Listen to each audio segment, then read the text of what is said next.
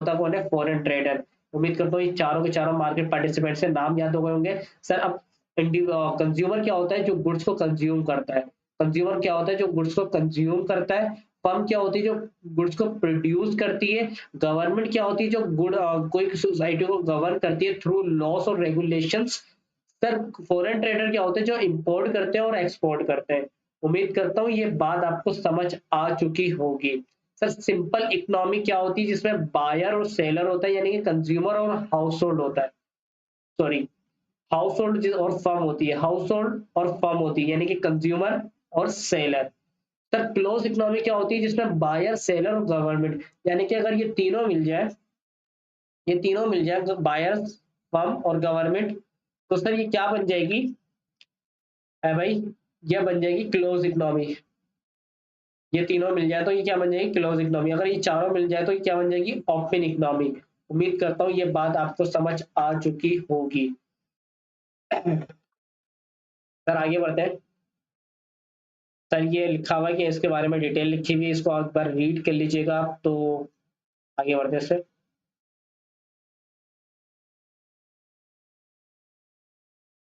Sorry sir, basic economic problem क्या होती है? ये बहुत देखते हैं हम। सर बेसिक इकोनॉमिक प्रॉब्लम में तीन शब्द कौन है? Foreign trader. उम्मीद करता हूँ ये चारों के चारों मार्केट पार्टिसिपेंट्स हैं, नाम याद हो गए होंगे। सर अब कंज्यूमर क्या होता है? जो गुड्स को कंज्यूम करता है। कंज्यूमर क्या होता है? जो गुड्स को कंज्यूम करता है। फर्म क्या होती है? जो गुड्स को प्रोड्यूस करती है। गवर्नमेंट क्या होती है? जो कोई सोसाइटी को गवर्न करती है थ्रू लॉस और रेगुलेशंस। सर फॉरेन ट्रेडर क्या होते हैं? जो इंपोर्ट करते हैं और एक्सपोर्ट करते हैं। उम्मीद करता हूँ ये बात आपको समझ आ चुकी होगी। सर सिंपल इकोनॉमी क्या होती है? जिसमें बायर और सेलर होता है, यानी कि कंज्यूमर और हाउस होल्ड होता है।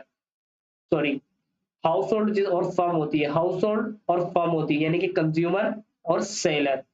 सर क्लोज इकोनॉमी क्या होती है? जिसमें बायर, सेलर और गवर्नमेंट, यानी कि अगर ये तीनों मिल जाए तो बायर, फर्म और गवर्नमेंट, तो सर ये क्या बन जाएगी? है भाई, यह बन जाएगी क्लोज इकोनॉमी। ये तीनों मिल जाए तो ये क्या बन जाएगी? Close economy. अगर ये चारों मिल जाए तो ये क्या बन जाएगी? Open economy. उम्मीद करता हूँ ये बात आपको समझ आ चुकी होगी। सर आगे बढ़ते हैं। सर ये लिखा हुआ है कि इसके बारे में डिटेल लिखी हुई है, इसको एक बार रीड कर लीजिएगा आप। तो आगे बढ़ते हैं सर।